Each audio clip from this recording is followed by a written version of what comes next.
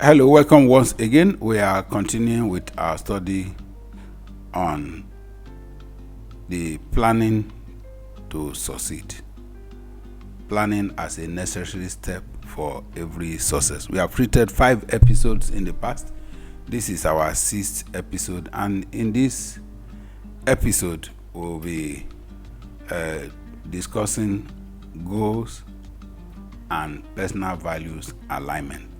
Aligning goals to your personal values. We all set goals, and what we are discussing today is that those goals must agree, must be in harmony, must be in alignment with personal values. And how do we achieve that? That's what we are set to discuss today.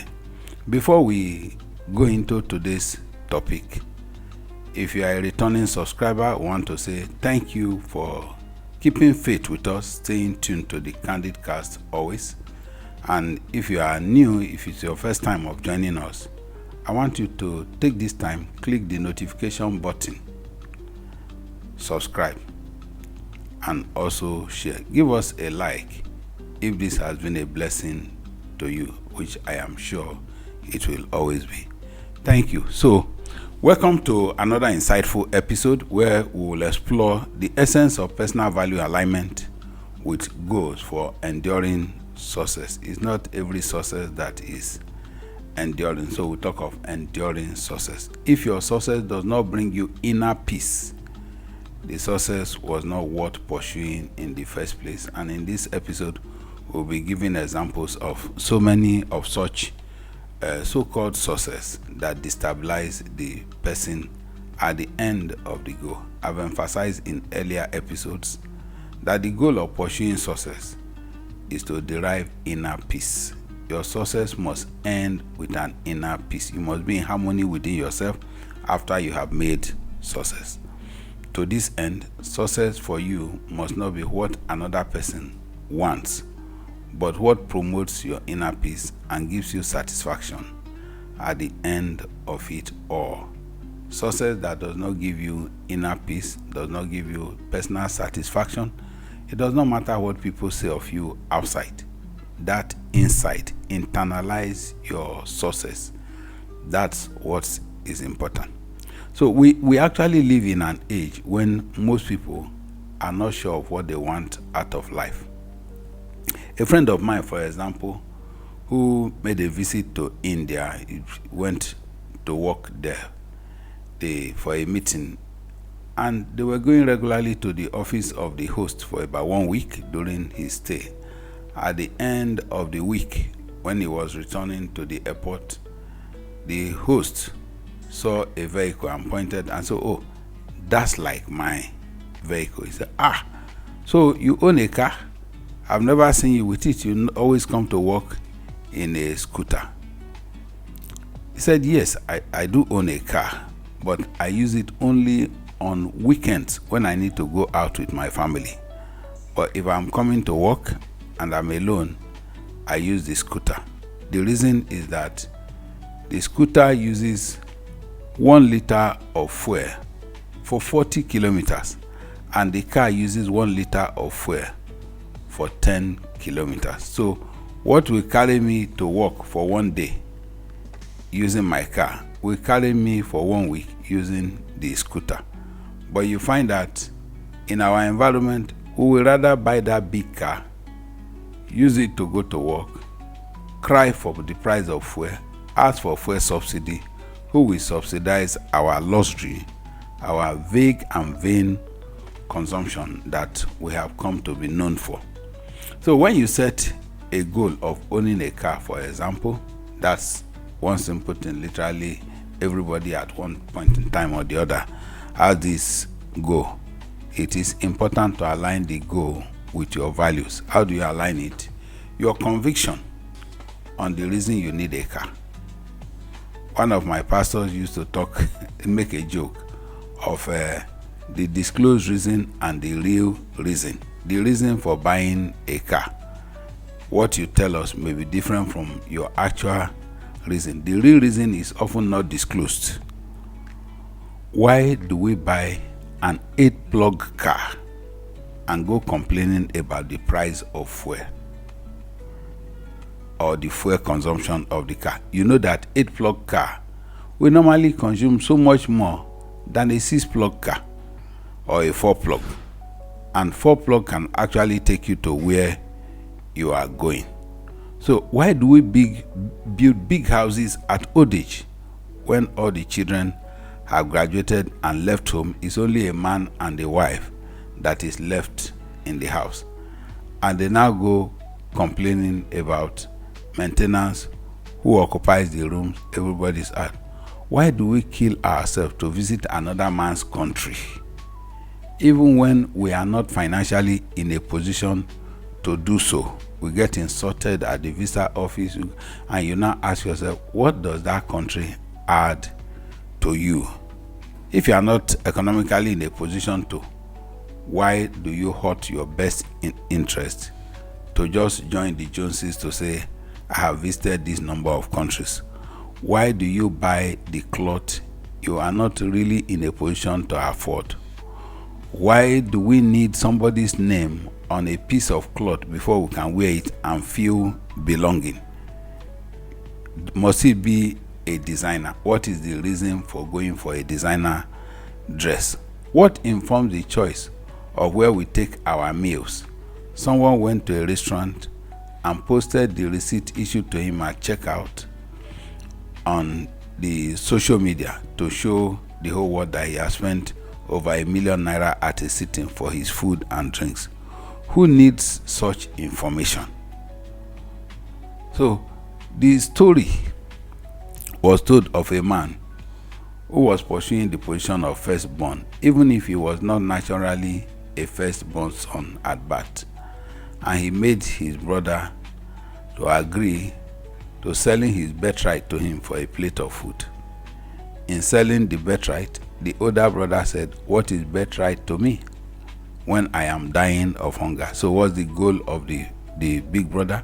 To just get food. Take the birthright, give me food. He was made to swear to an oath that he would not ask for the birthright after the meal, and he sealed the deal with an oath. It was done, and he got the food that he wanted. But that's not the end of the story. That's why we are talking about aligning your goals to your value. You achieved your goal. What next? So the goal of getting food was achieved, but the story did not end there. He wept bitterly for the lost birthright, but could not get it back. He was willing to kill his brother for taking his position as firstborn. The peace of the family was lost even after he has achieved his goal of getting a meal. If you take a meal at 2 p.m., you will be hungry at 8 p.m. on the same day. That's the truth. And you will say birthright that is supposed to run for generations. We have this same story of somebody was supposed to be king of England that said, because he loved a stranger, and they say if you marry a stranger you cannot be king. You rather forfeit the kingship and marry that stranger for love. That decision was not binding only on him, it was binding on his children and children. None of them will ever be king of England anymore. He took that decision and sacrificed it for the entire generation. The man that sold birthright had a goal of getting food and terminating his hunger, but the price was way too much to pay. He sold his peace. He sold family harmony in that transaction. So even if he achieved his goal of ending his hunger for one day, just that moment, it may not even be the entire day, because he will still be hungry later in the day. I don't know what he will say next. The man that acquired the birthright set a goal of achieving firstborn position. He achieved his goal, but could not stay to inherit his father, as he had to run from home. He was afraid his brother could kill him. Family harmony was lost, and for several years he was on the run from his brother, living as a refugee in the fear that his brother may kill him. To me, that price was way too much to pay. Aligning goals with personal value means that your objectives are consistent with and support your core beliefs, your principles, your motivations. After achieving your goal, what next? That's a question everybody that is setting goal must ask. What next? Will I be at peace after achieving my goal? What next? After that career or financial success, what next? Will you be at peace?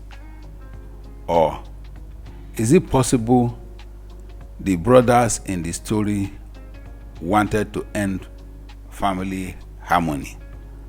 I don't think so. That wasn't their intention. But their goal at that point was not in harmony with their values. The value of keeping the family in harmony, united, peaceful, they never considered all those things when they were setting their goal. So if Jacob knew all the consequences, including never getting to see his beloved mother again, would he have acted otherwise? So let's look at many reasons why we need to consider our personal values in goal setting. First, we look at the factor of motivation. Good goals that show an end in vivid pictures. The results are clear. The end is known. Setbacks are predicted and provided for. This will motivate an individual and members of his team to a commitment to achieving that goal. So motivation is the first reason. Number two, greater satisfaction. Aligning goals with values. You know, in the stories that I've stated earlier, you find people who achieved their goal but they lost it all. So aligning goals with values gives you a sense of direction and meaning, helping you to feel more fulfilled and satisfied. When goals that agree with personal values are accomplished, there is inner peace. The goal of sacrificing career for the raising of godly children can give you a lot of peace at old age. Acting otherwise could breed lots of regrets. Leah Lee said, life is filled with choices, and one of the choices that has left her with profound regrets was the decision to prioritize career over family.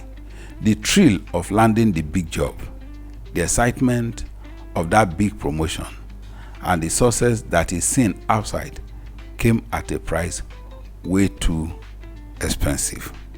We need to get the real price of what we are pursuing. Number three, you have informed decision making. When faced with choices, your values serve as a guiding principle. To make your decision making process easier and more consistent and driven by principles that will stand the test of time. When I'm talking of the test of time, I look at from the earlier example that we gave, somebody who wanted lunch. You took the lunch, you lost your birthright. Time will tell whether you are still happy that you succeeded. You succeeded at your goal, but are you happy after you have achieved your goal? And number four, aligning your values with your goal. We have that impact of creating inner peace at the end of it all. It will minimize internal conflict. You won't be at war with yourself even after you have succeeded, because you are working towards objectives that resonate with your core beliefs. Now that we have seen the benefits, how do we really go about it? How to align goals with personal value? First, you must identify your core values. Many of us don't know what we want. Like in the discussion of elderly people going to build 8-bedroom house, when all the children, what do you want? Is it accommodation or something to show people? You are getting older, you cannot climb up, you want a 12-story building for your, what do you want to achieve? So know what you want. A deep reflection on what matters most to you in life, such as family, honesty, personal growth. This reflection must be guided by the acknowledgement that life is not a bed of roses. So we don't look for the one that is pain-free. Pains and setbacks are temporary. They are part of every process that will bring success. They soon fade away. I know people who bought cars, the best of cars, traveled the world. From the stock market income of 2003 to 2007, they earned the applause of men. But when broke, as soon as the stock market went south in 2008, and they are quickly forgotten by those cheerleaders, those clapping for you today, that you are taking some stupid decisions.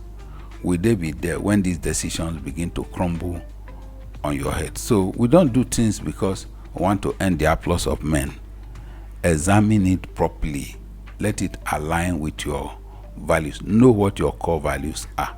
Number 2, examine your goals.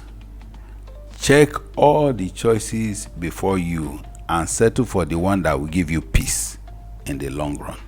Even if men will mock you at the beginning. As I was doing my workout in the morning in a residential estate, I realized that there were people I met 3 times within a space of 30 minutes because we are on a circular road that spans about 1 kilometer.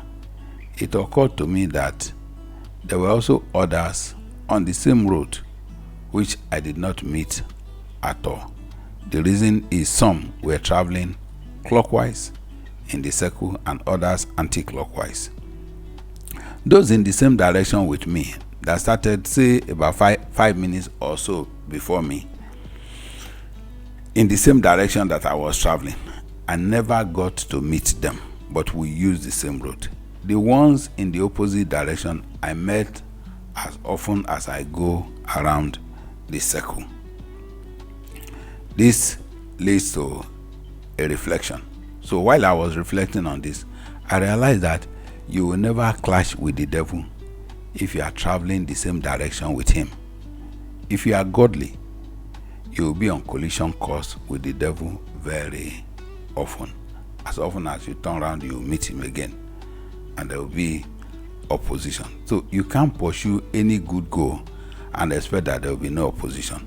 Bad people will mock your good choices, like those who mocked me when I was in school, that I was a triangular student for reading too much.